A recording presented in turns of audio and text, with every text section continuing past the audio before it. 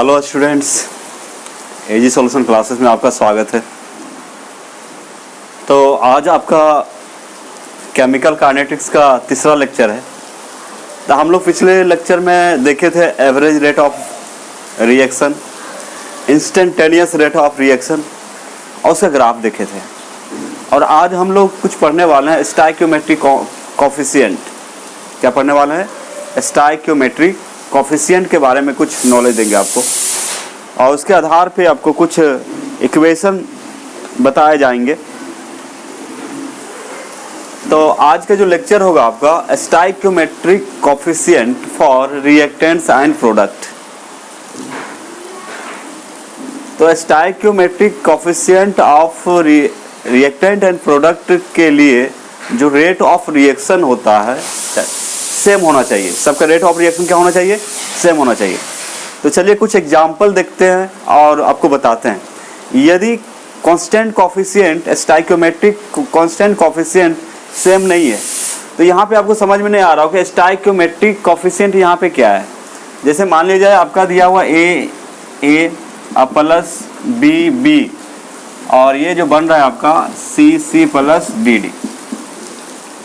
तो यहाँ पे जो देख रहे हैं A B C D small वाला, तो यहाँ पे जो आपका small A small B small C and small D है, जो रिएक्टेंट या प्रोडक्ट से गुना में है, इसको हम लोग बोलते हैं स्टोइकियोमेट्रिक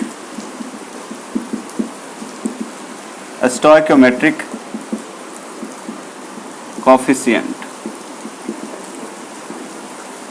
मतलब स्टोइकियोमेट्रिक गुणांक बोलते हैं। क्या बोलते हैं? स्टोइकियोमेट्रिक, हिंदी में इसको क्या बोलते हैं? गुणांक। क्या बोलते हैं? गुणांक। तो यहाँ पे इस तरह का जब हो तो ये बोल रहा है कि सेम होना चाहिए। रिएक्टेंट या प्रोडक्ट का क्या होना चाहिए? सेम होना चाहिए। मतलब वैल्यू जो है सेम होना चाहिए। तो यदि सेम नहीं रहता है तो हम लोग क्या करते हैं? डिवाइड करके उसको सेम करने की कोशिश करते हैं। तो चलिए इस पर बात करते हैं। कभी कभी बोर्ड में पूछ दिया जाता है प्रोडक्ट के लिए या फिर रिएक्टेंट के लिए।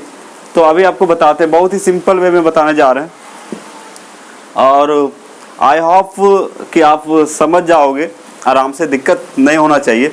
तो चलिए हम लोग आपको बताते हैं, सीखते हैं कि कैसे लिखा जाता है stoichiometric coefficient of reactant and product के लिए रेट ऑफ रिएक्शन, यानी कि rate of reaction of stoichiometric coefficient of reactant and product. तो एक बार दो केस लेंगे यहाँ पे, एक बार सेम होगा और एक बार सेम नहीं होगा।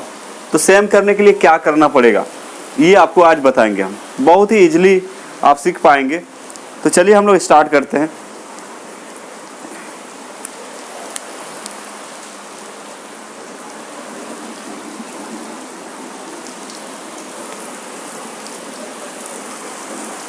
तो आज होगा आपका, आज का जो लेक्चर है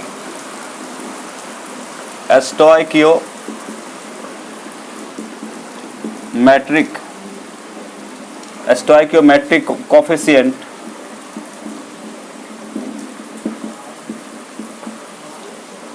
कोफिशिएंट ऑफ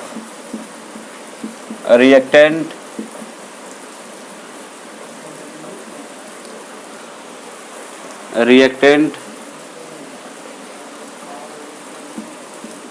एंड प्रोडक्ट्स। दिख रहा है?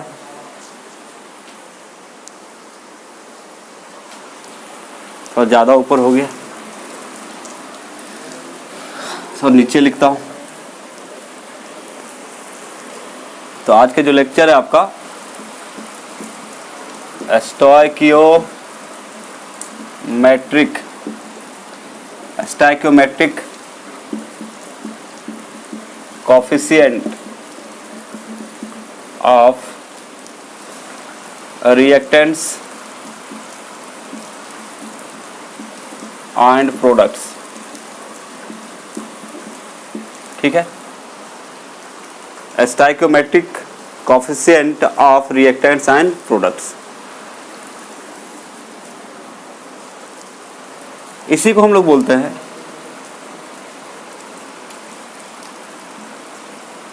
अभिकारक अब ध्यान रखेंगे अभिकारक को ही अभिक्रियक भी कहा जाता है, अभिक्रियक एक ही बात है।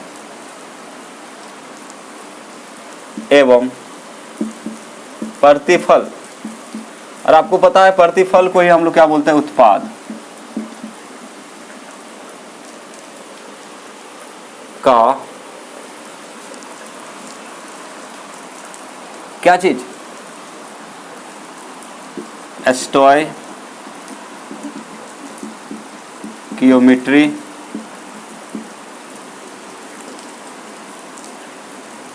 गुणांक।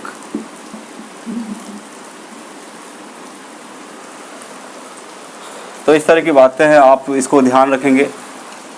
हिंदी में भी लिख सकते हैं, अंग्रेजी में भी लिख सकते हैं ना। तो अभिकारक को ही अभिक्रियक कहा जाता है, प्रतिफल को उत्पाद कहा जाता है, का स्टोइकोमेट्रिक गुणांक। तो अभी कुछ देर पहले आपको बताए थे कि आपका कैसे लिखा जाता है। तो यदि सेम होगा, तो यदि आपका दो कंडीशन है यहाँ पे, केस 1 में यदि सेम है तब तो कोई बात नहीं है, उसका रेट ऑफ रिएक्शन भी क्या होता है, सबका बराबर होगा। रिएक्टेंट और प्रोडक्ट का रेट ऑफ रिएक्शन बराबर होना चाहिए। तो एक कंडीशन लेते हैं फॉर सेम के लिए, किसके लिए, सेम के लिए। मतलब आप बोल सकते हैं और मतलब for a chemical reaction the coefficient या stoichiometric coefficient of reactant and product are same. यानी एक कंडीशन लेते हैं कि स्टोइकोमेट्रिक जो कोफिशिएंट है वो सेम होना चाहिए उसके लिए। तो चलिए देखते हैं सेम के लिए। यदि आपका stoichiometric coefficient of reactant and product क्या हो, सेम हो, समान हो, आर इक्वल हो, ठीक है, उस केस में तो पहला कंडीशन लेते हैं, केस 1 क्या बोल सकते हैं, इफ द स्टोइकियोमेट्रिक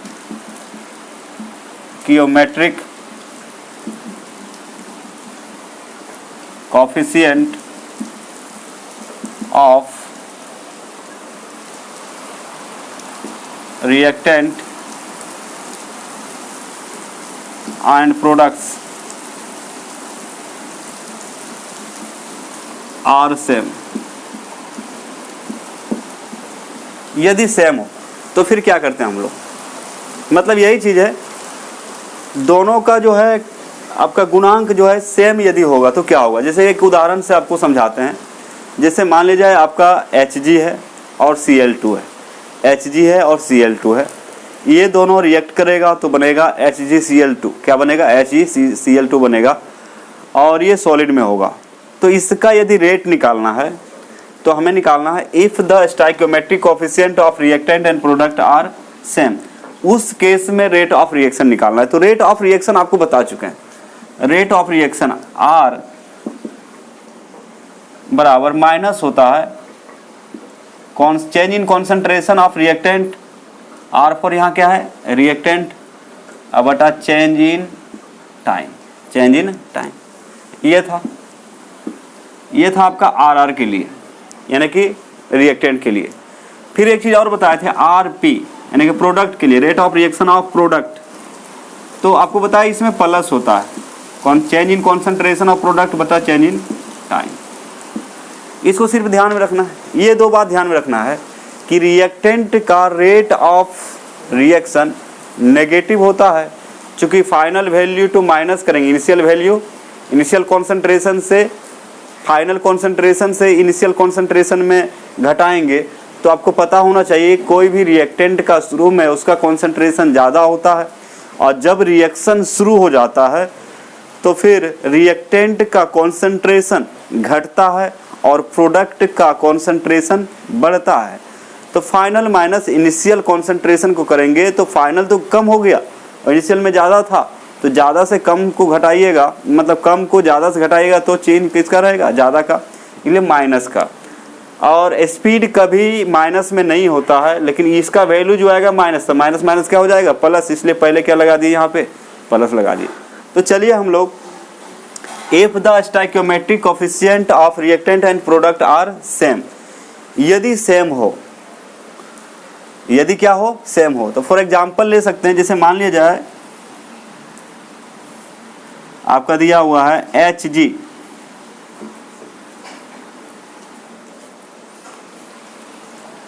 आपका दिया हुआ है Hg, Hg मतलब पारा ये लिक्विड में रहता है, अब प्लस Cl2 एक गैस लेंगे, दोनों रिएक्ट करेगा तो ये बना लेगा बच्चे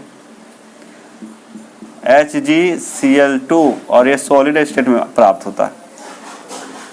अब यहाँ पे समझने की कोशिश कीजिएगा कि इसका जो है स्टाइकियोमेट्रिक कोफिशिएंट क्या क्या है। तो यहाँ पे कुछ नहीं है मतलब कितना है, एक है, यहाँ पे भी कुछ नहीं है तो मतलब एक है, और यहाँ भी कुछ नहीं है तो इसका मतलब कितना है, एक है। मतलब 1 मोल, इसको पढ़ेंगे यदि केमिस्ट्री के अनुसार तो क्या बोल सकते हैं, 1 मोल Hg रिएक्ट करेगा 1 मोल Cl2 के साथ, 1 मोल Hg 1 मोल रिएक्ट करेगा Cl2 के साथ तो बनाएगा 1 मोल HgCl2। इसका मतलब हुआ 1 मोल। तो ये जो वैल्यू है यहाँ पे 1, इसी को बोलते हैं स्टाइकियोमेट्रिक कोफिशिएंट। इसी को क्या बोला गया है, स्टाइकियोमेट्रिक कोफिशिएंट बोला गया है। अब देखिए सबका सेम है कि नहीं, रिएक्टेंट का भी और प्रोडक्ट का भी, सबका जो है स्टाइकियोमेट्रिक कोफिशिएंट कितना है, 1 है। सबका स्टाइकियोमेट्रिक कोफिशिएंट कितना है बच्चे, 1 है। तो इसका हम लोग क्या लिखेंगे, इसका रेट ऑफ रिएक्शन लिखेंगे। तो इसका रेट ऑफ रिएक्शन आप इस टाइप से लिख सकते हैं। सिर्फ ध्यान रखना है रिएक्टेंट का जो रेट ऑफ रिएक्शन होता है वो नेगेटिव में होता है, और ये इसका जो होगा प्रोडक्ट का वो किस में होता है, पॉजिटिव में होता है। अब देखिए सबका जो है आपका सेम है, सबका यहाँ पे 1 जो है 1 जो है इसी को बोल रहे हैं स्टाइकियोमेट्रिक कोफिशिएंट। तो ये हो गया रिएक्टेंट का और ये हो गया प्रोडक्ट का, दोनों का ही सेम है, दोनों का कितना है, 1 है। तो हम रेट ऑफ रिएक्शन लिखे इसका हम क्या लिखें, रेट ऑफ रिएक्शन। इसका रेट ऑफ रिएक्शन लिखेंगे तो रेट ऑफ रिएक्शन को हम R बोलते हैं। तो आप देख सकते हैं कैसे लिख सकते हैं, इक्वल होना चाहिए। क्या होना चाहिए, इक्वल, सब का इक्वल होगा। पार्टिकुलर जैसे आप जो है इसका लीजिए तो पहले लिखेंगे minus delta concentration of Hg बटा डेल्टा T। आ रहा है समझ में, मतलब minus delta Hg minus delta क्या चीज, Hg और बटा क्या हो जाएगा, डेल्टा T हो जाएगा। क्या हो जाएगा, डेल्टा T। ये हो गया एक ठोका। फिर ये किसके साथ रिएक्ट किया था, 1 मोल Cl2 के साथ, तो ये बराबर होगा बच्चे माइनस माइनस, ये भी तो रिएक्टेंट है ना, ये रिएक्टेंट था, ये भी क्या है, रिएक्टेंट। तो इसका हुआ minus delta concentration of Hg बटा डेल्टा T। इसका हो जाएगा minus delta concentration of Cl2 बटा डेल्टा T।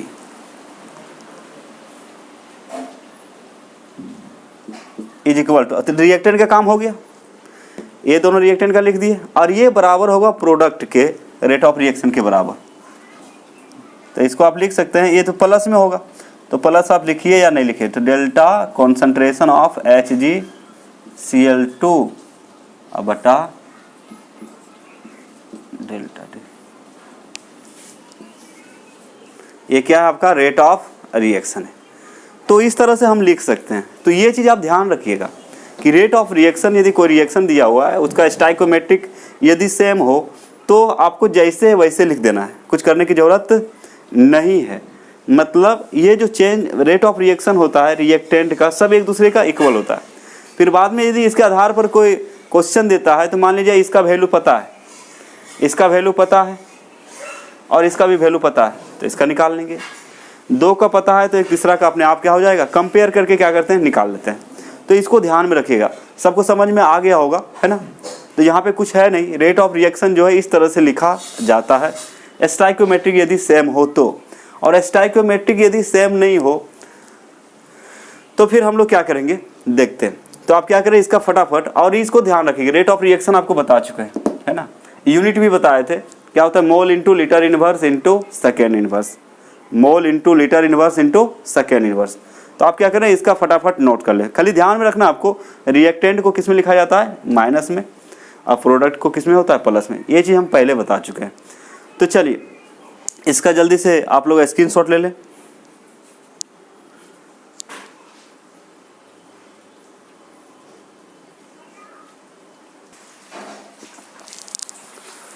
तो चलिए अब देखते हैं हम लोग, यदि स्टाइक्योमेट्रिक कोफिशिएंट ऑफ रिएक्टेंट और प्रोडक्ट यदि सेम नहीं हो तो उस केस में क्या, इसे सेम कैसे करेंगे, है ना। उस समय कैसे लिखेंगे रेट ऑफ रिएक्शन किसी भी केमिकल रिएक्शन का। तो अभी सेकेंड आपका कंडीशन दे रहे हैं केस टू है आपका, if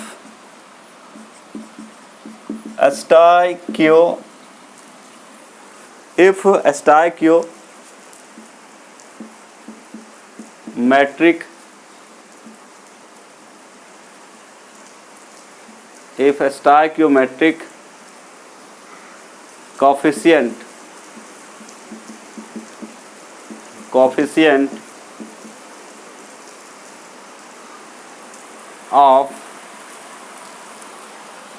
of reactant and products are not equal, ये मतलब बराबर ना हो, यानी कि stoichiometric coefficient of reactant and product क्या हो, यदि सेम नहीं, जब सेम था तो क्या किया, आराम से लिख दिया, कोई दिक्कत नहीं था। लेकिन अब बोल रहा है सेम नहीं हो तो क्या करेंगे। फॉर एग्जाम्पल जैसे मान लिया जाए आप एक रिएक्शन आपका दिया हुआ है 2HI हाइड्रोजन आयोडाइड, ये आपका गैस है, और ये टूटने के बाद ये जब ब्रेक होता है तो मान लीजिए बनाता है आपका H2 गैस और एक बनाता है I2।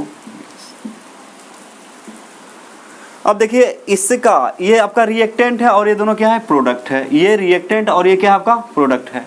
तो आप समझने की कोशिश करें कि यहाँ पे जो स्टाइक्योमेट्रिक कोफिशिएंट है वो कितना है, 2 है, लेकिन यहाँ पे कुछ नहीं, मतलब 1 है, और यहाँ पे कितना है, 1 है। मतलब ये बता रहा है केमिस्ट्री के अनुसार, यदि इसको पढ़े हम इस इक्वेशन को, तो आप बोल सकते हैं 2 मोल हाइड्रोजन आयोडाइड जब टूटता है तो 1 मोल H2 गैस और 1 मोल क्या चीज़, I2 गैस देता है।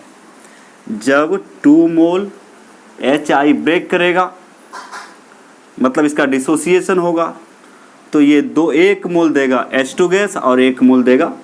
तो स्टाइक्योमेट्रिक कोफिशिएंट यहाँ बराबर है क्या, रिएक्टेंट का है 2, प्रोडक्ट का कितना है, 1 है, तो 2 बराबर 1 होता है क्या। हाँ, मैथमेटिकली प्रूफ होता है कि 2 बराबर 1 कर सकते हैं, लेकिन यहाँ पे देखा जाए वैल्यू कि ये दोनों आपका सेम नहीं है, तो इधर 2 है, इधर, तो सबका कोफिशिएंट वहाँ पे इसके पहले जो देखे थे सबका कोफिशिएंट जो था, स्टाइक्योमेट्रिक कोफिशिएंट जो था सेम था, 1 था। यहाँ पे 1 2 आ रहा है और आगे क्या आ रहा है, 1 आ रहा है। इस स्थिति में क्या करते हैं, जिसका जितना आपका कोफिशिएंट होता है उसको डिवाइड कर देते हैं। जब रेट ऑफ रिएक्शन लिखेंगे इस टाइप के रिएक्शन का, जब रेट ऑफ रिएक्शन लिखते हैं तो उसका जो कोफिशिएंट होता है उसको सिंपली जिसका जितना होता है डिवाइड कर देते हैं। क्या करते हैं, डिवाइड कर देते हैं। तो कहने का मतलब इक्वल करने के लिए डिवाइड करते हैं। जैसे आप इसका लिखेंगे रेट ऑफ रिएक्शन, इसका यदि रेट ऑफ रिएक्शन लिखा जाए बच्चे, तो ये आपका क्या है, रिएक्टेंट है। तो कैसे करते थे, जैसे आपका ऐसे लिख रहे थे, इसके पहले जब सेम था तो कैसे लिखे थे, आपका डेल्टा कॉन्सेंट्रेशन ऑफ HI और बटा डेल्टा T, ठीक है। माइनस चिन्ह लगा रहे थे, क्या लगा रहे थे, माइनस का चिन्ह लगा रहे थे। रिएक्टेंट है तो माइनस लिखना ही पड़ेगा, कोई उपाय नहीं, रिएक्टेंट के लिए माइनस लिखना ही पड़ेगा।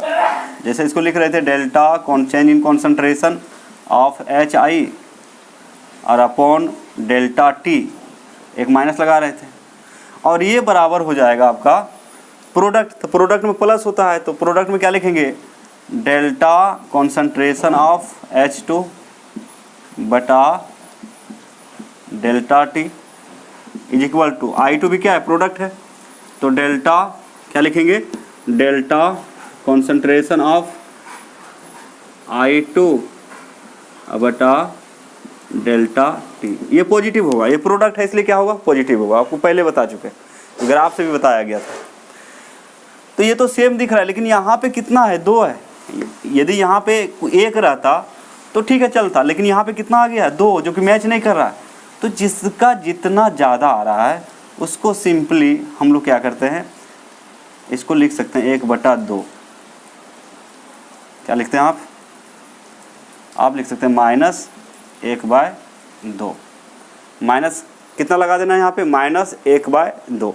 तो जिसका जितना है उतना आप लगा दीजिए, कोई दिक्कत नहीं है। तो कहने का मतलब यहाँ पे 1/2 से मल्टीप्लाई, जैसे यहाँ पे 2 है, ठीक है, इसको हम 1/2 से मल्टीप्लाई करेंगे तो कट जाएगा, कितना हो जाएगा, 1 हो जाएगा। तो इसलिए यहाँ पे डरने की आपको ज़रूरत नहीं है। सिर्फ करना क्या है, आपको जिसका कांस्टेंट जिसका कोफिशिएंट है, स्टोइकोमेट्रिक कोफिशिएंट जितना रहेगा, यदि सेम है तो कुछ करने की ज़रूरत नहीं है। यदि 1 था कुछ करने की ज़रूरत नहीं था। यदि सेम रहता है तो कोई, जैसे यहाँ 2 है तो सभी जगह 2 रहता, तो इसको करने की ज़रूरत नहीं था। लेकिन यहाँ पे 2 आ गया, तो यहाँ क्या करेंगे, जिसका जितना रहता है उसको क्या करेंगे, डिवाइड कर देंगे।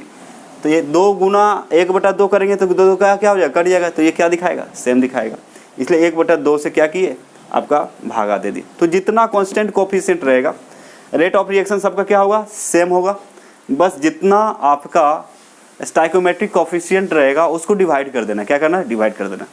तो चलिए इसका फटाफट लिखिए, एक उदाहरण देते हैं और आपको बनाना है अभी।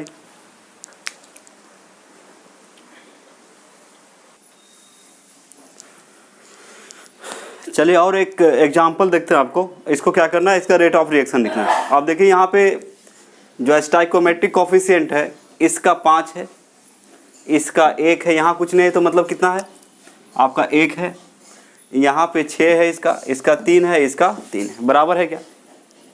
तो स्टोइकोमेट्रिक कोफिशिएंट बराबर नहीं है। तो इसका यदि आपको रेट ऑफ रिएक्शन लिखना तो आप लिख सकते हैं आराम से। देखिए rate of reaction is equal to, तो इधर ये साइड जो है रिएक्टेंट का है तो क्या लिखेंगे, माइनस डेल्टा, यानी कि आप बोल सकते हैं -1/5 delta change in concentration Br minus बटा, इसका काम हो गया। फिर आगे बढ़ेंगे ये, तो फिर लिखेंगे बराबर minus delta change in concentration of BrO3 minus बटा डेल्टा टी, इसका भी काम हो गया। फिर है यहाँ पे 6H प्लस, तो बराबर -1/6 delta concentration of H plus बटा डेल्टा टी। आप देखिए रिएक्टेंट का काम खत्म हो गया, एक दूसरे के बराबर होता है। आप यदि वैल्यू कुछ दिया रहेगा तो आप इधर उधर कर सकते हैं। मान लीजिए 2-3 को वैल्यू दिया, एक नहीं, तो किसी के साथ कंपेयर कर सकते हैं। मान लिया जाए सबका वैल्यू दिया, एक का इसका नहीं दिया हुआ है, तब 2 के साथ क्या कर सकते हैं, कंपेयर कर सकते हैं, कोई दिक्कत नहीं है, निकाल सकते हैं आप आराम से। तो ये था 5, तो 1/5 हो गया बराबर करने के लिए। इसका कुछ नहीं है तो 1/1 करेंगे तो कुछ नहीं चेंज होगा। इसका 6 है तो 1/6 हो जाएगा, इसका काम खत्म हो जाएगा। और ये जो बराबर हो जाएगा प्रोडक्ट का, तो प्रोडक्ट कितना है यहाँ पे, प्लस में हो गया 1/3 डेल्टा कॉन्सेंट्रेशन ऑफ Br2 बटा डेल्टा टी, बराबर हो जाएगा 1/3 डेल्टा कॉन्सेंट्रेशन ऑफ H2O बटा डेल्टा टी। बहुत ही सिंपल है। तो इस तरह से आप क्या कर सकते हैं, लिख सकते हैं। इस तरह से क्या कर सकते हैं, लिख सकते हैं, कोई दिक्कत नहीं है। अब चलिए हम लोग क्या करते हैं, एक क्वेश्चन करते हैं, एक न्यूमेरिकल करते हैं रेट ऑफ रिएक्शन के ऊपर। रेट ऑफ रिएक्शन के ऊपर बहुत ही प्यारा सा क्वेश्चन है, उसको हम लोग सॉल्व करेंगे। तो आप क्या करें, फटाफट इसका स्क्रीनशॉट ले लें। तो ये समझ में, उम्मीद करते हैं कि ये समझ में आ गया होगा आपको आराम से, ठीक है।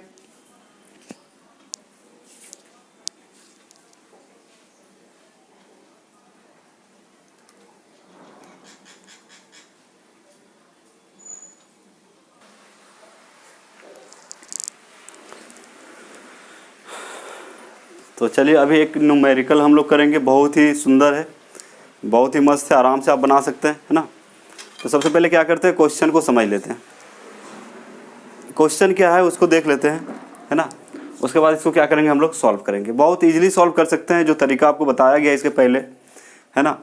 तो यहाँ पे क्या है, बोल रहा है कि द डिकम्पोजिशन ऑफ N2O5, इसको हम लोग नाइट्रोजन पेंटाऑक्साइड भी बोलते हैं। The decomposition of N2O5 in CCl4, CCl4 मतलब carbon tetrachloride at 318 Kelvin has been studied by monitoring the concentration of N2O5 in the solution. Initially, the concentration of N2O5 is 2.33 mole into liter inverse, and after 184 minutes, it is reduced to 2.08 mole into liter inverse. The reaction takes place according to the equation 2N2O5 gas है और ये convert हो जाता है 4NO2 gas plus O2. Calculate the average rate of reaction and what is the rate of production of NO2 during this period. समय वही है, उसी पीरियड में आपको कितना प्रोडक्शन हो रहा है उसका रेट बताना है. NO2 का कितना प्रोडक्शन हो रहा है, उसका कॉन्सेंट्रेशन का, उसको आपको क्या कर रहा है, पूछ रहा है. हिंदी में इसे क्या बोलते हैं, 318 केल्विन पर N2O5 के अपघटन की अभिक्रिया का अध्ययन CCl4 बिलियन में N2O5 की सांद्रता के मापन द्वारा किया गया. प्रारंभ में N2O5 की सांद्रता 2.33 मोल इंटू लीटर इनवर्स थी, जो 184 मिनट बाद 2.08 मोल इंटू लीटर इनवर्स रह गई. यह अभिक्रिया निम्नलिखित समीकरण के अनुसार होती है. 2N2O5 गैस है और ये बदल जाता है 4NO2 gas plus O2 gas. इस अभिक्रिया के लिए औसत वेग या दर, देखिए वेग को हम दर भी बोलते हैं, तथा इस समय अंतराल में NO2 की सांद्रता के उत्पादन की दर क्या है. बहुत ही सिंपल क्वेश्चन है, आप इसको बहुत आसानी से बना सकते हैं. क्वेश्चन देखने में बहुत लंबा चौड़ा लग रहा है, लेकिन क्वेश्चन में कुछ नहीं है. जैसे एक सॉल्यूशन है, उसमें क्या है, N2O5 है. N2O5 कितना केल्विन पर, 380 केल्विन पर, 100 CCl4, उसमें कौन प्रेजेंट है, N2O5. कितने टेम्परेचर पर, 318 केल्विन पर है. ठीक है. तो शुरू में जो उस सॉल्यूशन में शुरू में जो N2O5 का कॉन्सेंट्रेशन था वो था 2.33 मोल इंटू लीटर इनवर्स. शुरू में N2O5 का जो कॉन्सेंट्रेशन था, मतलब रिएक्शन शुरू होने से पहले कितना था आपका, 2.33 मोल इंटू लीटर इनवर्स था. लेकिन जब रिएक्शन शुरू हुआ और रिएक्शन शुरू होने के बाद कितना समय बीत गया, 184 मिनट. कितना बीत गया, 184 मिनट बीत गया. तो उसका कॉन्सेंट्रेशन आप जो बच गया वो है आपका 2.08 मोल इंटू लीटर इनवर्स. ठीक है. तो बोल रहा है उसका एवरेज रेट ऑफ रिएक्शन बताइए और production of concentration of NO2, जो प्रोडक्ट बना NO2 उसका कॉन्सेंट्रेशन का रेट पूछ रहा है. दोनों का रेट पूछ रहा है. तो एक है आपका N2O5 का और दूसरा है आपका, और उसके लिए आपका दे दिया है, आपका इक्वेशन है 2N2O5 गैस, और ये जब टूटता है तो 4NO2 और प्लस O2 गैस बनता है. तो आपका रिएक्शन भी दे दिया है. रूल्स आपको एवरेज रेट ऑफ रिएक्शन कैसे निकालते हैं पता है आपको, और कितने समय है, 184 मिनट है. 100 कितने हैं, 184 मिनट टाइम दे दिया है. तो चेंज इन टाइम भी दे दिया है आपको, सब कुछ आपको दिया हुआ है, सब कुछ क्या है आपका दिया हुआ है. चेंज इन टाइम हो जाएगा आपका भाई 184 मिनट. कॉन्सेंट्रेशन भी दिया हुआ है. इसको सॉल्व करने बोल रहा है, रेट ऑफ रिएक्शन निकालने बोल रहा है. तो मतलब एक एक लाइन में बन जाएगा. ये तो बहुत लंबा चौड़ा क्वेश्चन लग रहा है, लेकिन ये कितना बन जाएगा, एक लाइन में बन गया. तो बस यहाँ पे देखना है कि पहले कॉन्सेंट्रेशन था आपका 2.33 मोल इंटू लीटर इनवर्स, 184 मिनट के बाद हो गया 2.08 मोल इंटू लीटर इनवर्स हो गया. रिएक्शन का जो आपका रिएक्शन है ये दे दिया गया है. अब इसके आधार पे आपको बताना है एवरेज रेट ऑफ रिएक्शन. तो एवरेज रेट ऑफ रिएक्शन सब क्या होता है, इक्वल होता है. अभी देखे थे स्टाइकियोमेट्रिक कोफिशिएंट, उसका अनुसार आप बना. एक का यदि मिल गया तो दूसरा को आराम से हम खोज लेंगे, ढूंढ लेंगे, कोई दिक्कत नहीं, क्योंकि एक दूसरे के सब क्या होता है, बराबर होता है. तो चलिए हम लोग इसको क्या करते हैं, सॉल्व करते हैं। तो आप लोग क्या करें, इसका फटाफट आप स्क्रीनशॉट ले सकते हैं, ले लीजिए स्क्रीनशॉट।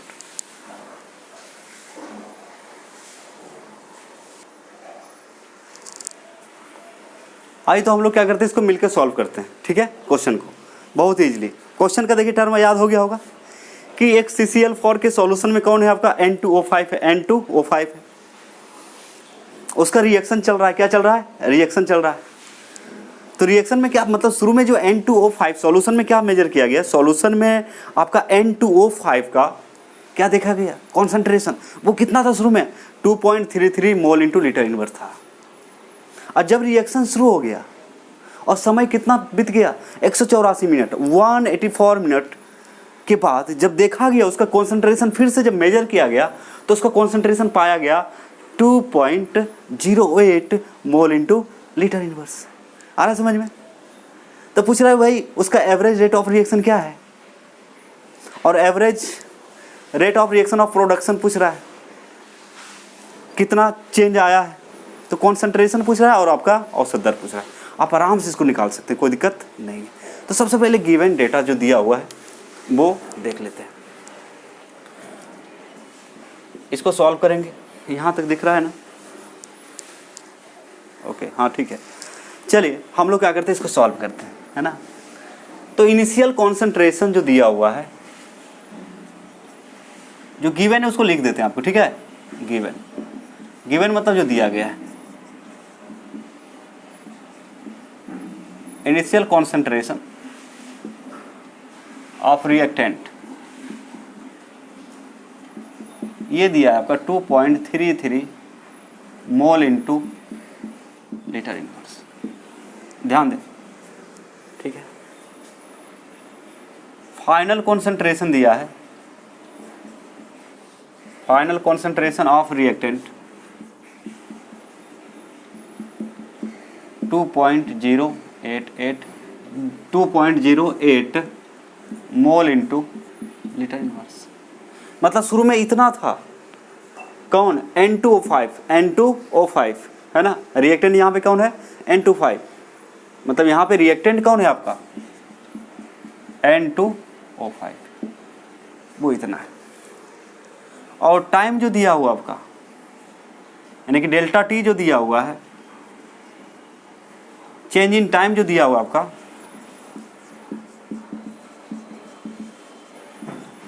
चेंज इन टाइम मतलब final time minus initial time. तो फाइनल कितना है 140, फाइनल टाइम कितना है आपका 184 मिनट है, 184 मिनट। अब माइनस जीरो करेंगे तो इनिशियल टाइम को कितना माना जाता है, जीरो। तो इनिशियल टाइम जीरो होगा, जब रिएक्शन शुरू हुआ उसके बाद का टाइम को हम लोग चेंज इन टाइम यदि लिखेंगे, यानी कि आप बोल सकते हैं डेल्टा टी, तो ये है आपका डेल्टा जी टी जो दिया है 184 मिनट, ठीक है। टेम्परेचर जो दिया हुआ है वो है 318 केल्विन। तो इससे तो मतलब है नहीं, टेम्परेचर है उसका यूज यहाँ पे नहीं है। हाँ, आर्हेनियस इक्वेशन जब बताएंगे, कॉलिजन थ्योरी आर्हेनियस, वहाँ पे टेम्परेचर को हम लोग क्या करते हैं, लेते हैं। यहाँ टेम्परेचर कोई भी रिएक्शन देखिए एक निश्चित टेम्परेचर पर होता है, ठीक ना। तो टेम्परेचर होना जरूरी है, लेकिन यहाँ पे इससे डरना नहीं आपको, आई टेम्परेचर का क्या करें, तो टेंशन है। अब जो रिएक्शन दिया हुआ है, केमिकल रिएक्शन भी दे दिया ना आपका। रिएक्शन क्या था आपका, याद करें, N2O5 गैस है और ये ब्रेक होने के बाद बनता है 4NO2, ये भी गैस है, और प्लस O2 गैस, यही था ना, ये था आपका रिएक्शन। इसका एवरेज रेट ऑफ रिएक्शन लिखें, इसका एवरेज रेट ऑफ रिएक्शन लिखें, एवरेज रेट ऑफ RKN मतलब रिएक्शन लिखें। तो सबका क्या होता है, बराबर होता है, तो पद बता दिया आपको। तो जो रिएक्टेंट होता है उसका आपका कितना होता है, सॉरी यहाँ पे कितना होगा, 2NO2 होगा। कितना होगा, 2NO2, ठीक है। क्वेश्चन में लिखे थे ना 2NO2, क्वेश्चन में लिखे थे ना, नहीं होगा तो आप लिख लीजिएगा। क्वेश्चन में यदि 2NO2 नहीं है तो 2NO2 कर लीजिएगा, तो बैलेंस होगा, ठीक है। तो इसको आप क्या लिख सकते हैं, -1/2, अभी सीखे थे हम लोग, सबका बराबर होना चाहिए, -1/2, और क्या चीज़, चेंज इन कॉन्सेंट्रेशन यानी कि N2O5 का अब बटा कितना डेल्टा टी, और ये जो बराबर होगा किसके, इसका लिखेंगे तो 4 है, 1/4 कॉन्सेंट्रेशन ऑफ NO2 बटा डेल्टा टी। अब बराबर क्या लिख सकते हैं आप, यहाँ कुछ नहीं मतलब 1 है, यानी कि चेंज इन कॉन्सेंट्रेशन O2 और बटा डेल्टा टी।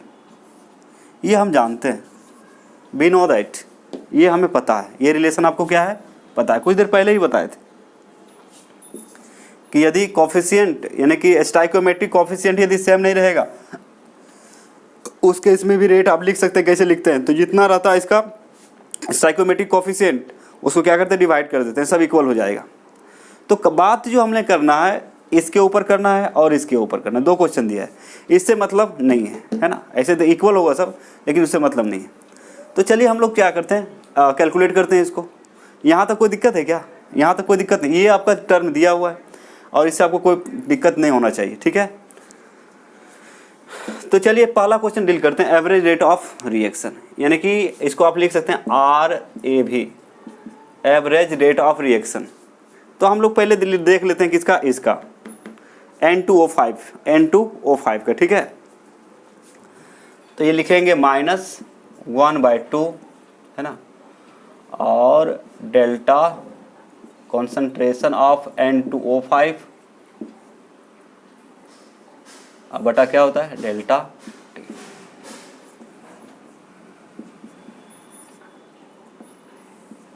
ये था, ये होता है एवरेज रेट ऑफ रिएक्शन है ना, चेंज इन कॉन्सेंट्रेशन बटा चेंज इन टाइम, ठीक है।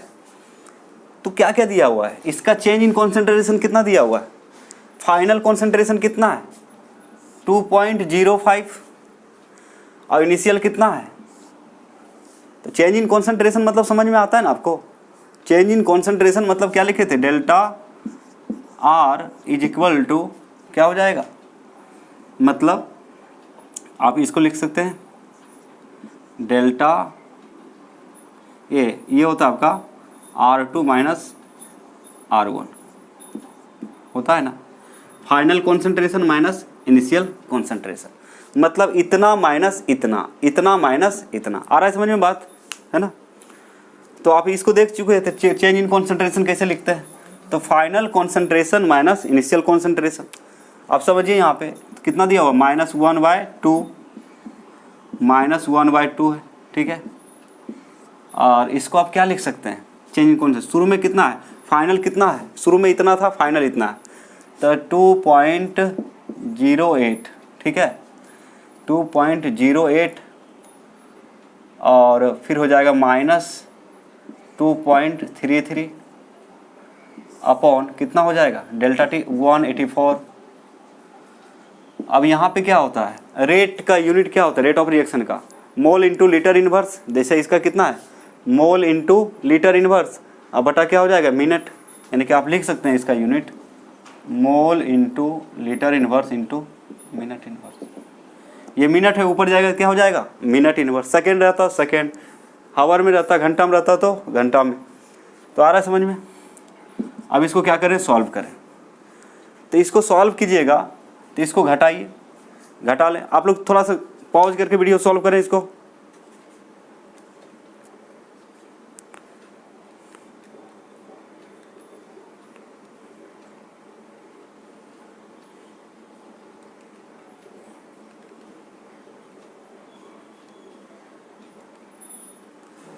कर लिए, तो ये जो आ रहा है -1/2 और इंटू आ रहा है -0.25 और mole into litre inverse into minute inverse.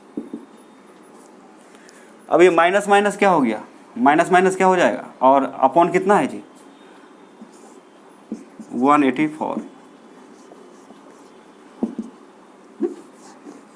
Time भी लेके चलना पड़ेगा ना, तो क्या हो जाएगा मोल into litre inverse into minute inverse, ठीक है। तो माइनस माइनस कितना हो जाएगा प्लस हो जाएगा, माइनस माइनस कितना हो जाएगा, प्लस। ठीक है, अब इसको कैलकुलेट कर दीजिएगा, तो माइनस माइनस प्लस मतलब आप बोल सकते हैं 0.25 है ना, और बटा कितना 2 इंटू 184 और mole into litre inverse into minute inverse. अब इसको क्या करना है, आपको कैलकुलेट करना है, तो कीजिए कैलकुलेट, वीडियो को पॉज करके, हो जाएगा ना।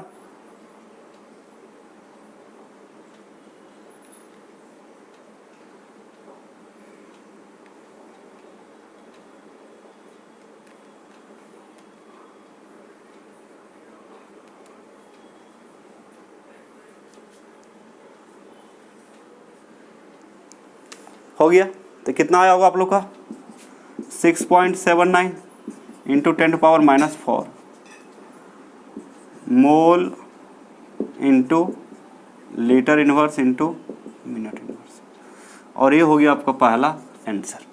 ये क्या हो गया, पहला क्वेश्चन का आंसर। ठीक है, समझ में आ गया होगा, कुछ हम किए, कुछ करने की ज़रूरत नहीं है, इतने सारे चीज़ दिया हुआ है। इसको इनिशियल कॉन्सेंट्रेशन बोलेंगे, इसको फाइनल कॉन्सेंट्रेशन, यानी कि इसको R1 बोले तो इसको क्या बोलेंगे R2। चेंज इन टाइम दिया हुआ है 184 मिनट, टेम्परेचर दिया है, इसका कोई मतलब यहाँ नहीं है। अब देखिए यहाँ पे ये रिएक्शन दिया हुआ है, तो इसको हम average rate of reaction, rate of reaction इसका लिखें तो सब एक दूसरे को क्या होता है, बराबर होता है। बराबर कैसे किए, जो इसका कॉफिशिएंट है स्टाइकोमेट्रिक कॉफिशिएंट जितना उसे डिवाइड कर देंगे तो सब क्या हो जाएगा, एक दूसरे के बराबर हो जाएगा। तो ये आपको मिल गया। लेकिन अब जो पूछ रहा है ये पूछ रहा है, अब जो पूछ रहा है ये पूछ रहा है कि इसमें क्या पूछ रहा है, मतलब इसका कॉन्सेंट्रेशन का रेट पूछ रहा है, इसका कॉन्सेंट्रेशन का चेंज इन कॉन्सेंट्रेशन का रेट पूछ रहा है। तो इसको कैसे निकालेंगे, तो एक यदि पता चल गया, इसका पता चल गया तो ये क्या होगा, इसके बराबर होगा। ये पता चल गया तो ये किस क्या होगा, इसके बराबर होगा। तो पुट कर दीजिए, वैल्यू आ जाएगा, एक ही बार में आ जाएगा, टेंशन नहीं है। तो चलिए इसका फटाफट क्या करें, स्क्रीनशॉट ले लें फिर बताते हैं। तो यहाँ पे थोड़ा खाली ध्यान देंगे आप लोग, यहाँ पे रेट ऑफ रिएक्शन आपका जितना इसका है उतना ही इसका होगा। तो इसका कॉन्सेंट्रेशन का रेट ऑफ रिएक्शन पूछ रहा है, इसका कॉन्सेंट्रेशन NO2 का, किसका NO2 का। तो इसका जब वैल्यू पता है तो ये दोनों क्या होगा, एक दूसरे के बराबर होगा। तो दोनों बराबर कर दीजिए, 4 को इधर भेज दीजिए, आगे वैल्यू कोई प्रॉब्लम नहीं है, आपका यहीं पे सॉल्व हो गया। तो ठीक है, इसका स्क्रीनशॉट ले।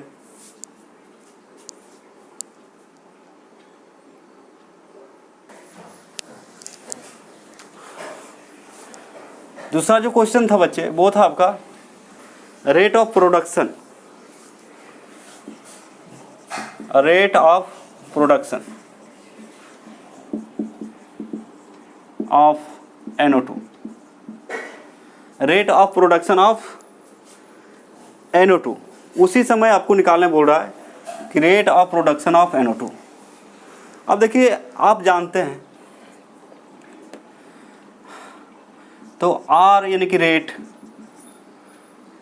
इज इक्वल टू हो जाएगा किसका, इसका।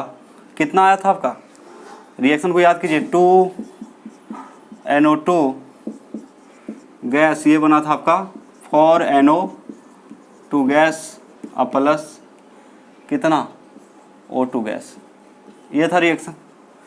तो ये प्रोडक्ट है, प्रोडक्शन NO2 का प्रोडक्शन का रेट पूछ रहा है। तो रेट बराबर कितना हो जाएगा, 1/4 delta concentration of change in concentration of NO2 बटा डेल्टा T। तो शुरू में तो आपका जो है कौन NO2 0 होगा। अब बाद में कितना हो गया, बाद में कितना आएगा वो बताना है आपको। तो ये वैल्यू आपसे पूछ रहा है, तो we know that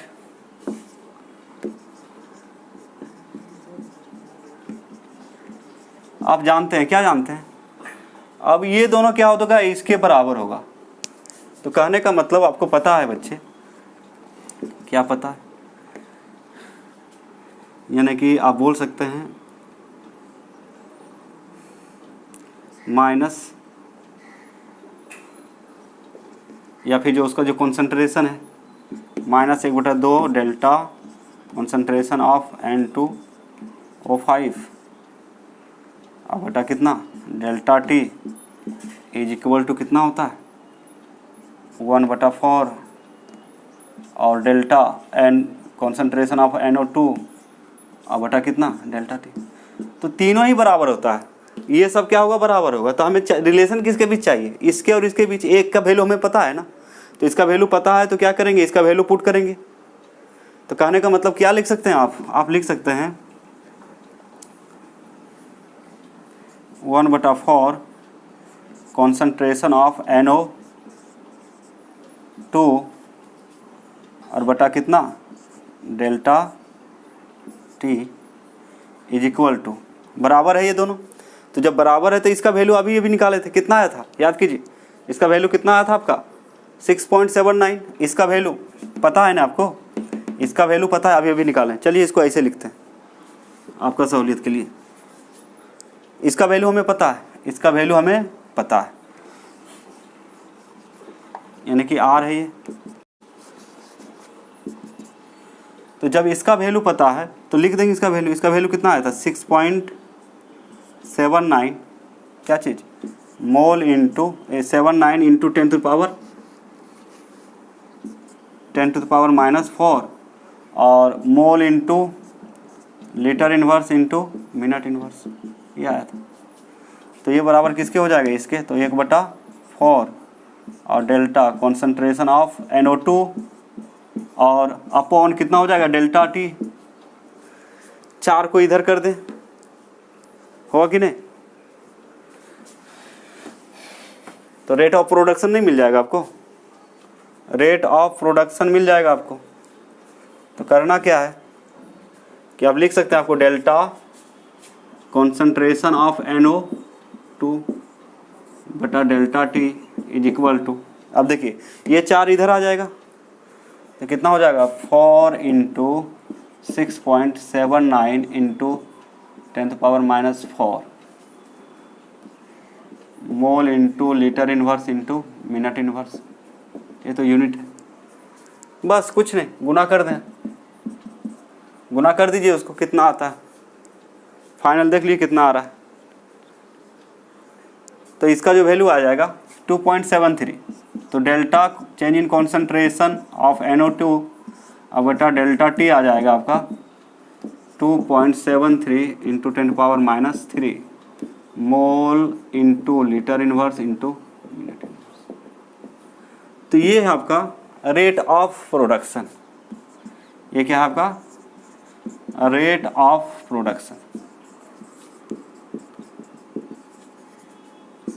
of NO2। तो इतना है, ठीक है, ये क्या होगी आपका आंसर। तो कितना सिंपल था। तो इस टाइप का यदि क्वेश्चन रहेगा तो हजारों क्वेश्चन बना सकते हैं आप, बिना बेहिजक बना सकते हैं रिलेशन, ठीक है। तो हाइपोथेटिकल कोई आपका एग्जांपल रिएक्शन दिया रहेगा तो उसका आप क्या निकाल सकते हैं, इस तरह से क्वेश्चन सॉल्व कर सकते हैं। बच्चे क्या होता है क्वेश्चन देख के ही डर जाते हैं। जो डेरिवेशन हुआ जो आपको बताया गया है उसको यदि आप ध्यानपूर्वक देखेंगे तो क्वेश्चन बहुत ही आसान होता है, केमिकल काइनेटिक्स का आराम से बना सकते हैं। क्वेश्चन से डरने की जरूरत नहीं है, उससे लड़ना है। तो कहने का मतलब सिंपल क्वेश्चन था आपका, आराम से क्या हो गया डील हो गया, है ना। तो कमेंट करेंगे आप लोग, आपको मतलब समझ में आया या नहीं आया, ठीक है। एक थम्स अप भेजेंगे, यदि समझ गए तो थम्स अप जरूर भेजेंगे। और आज का लेक्चर इतना ही, इसको आप पहले पढ़िए, नोट्स बनाइए ठीक से, है ना। और समझ में यदि आ गया तो मतलब हाँ बोलेंगे, नहीं आया तो कमेंट करेंगे, ठीक है। ओके, थैंक यू और दिल से शुक्रिया मतलब वीडियो को लाइक करने के लिए और वीडियो को देखने के लिए। ओके, धन्यवाद, थैंक यू।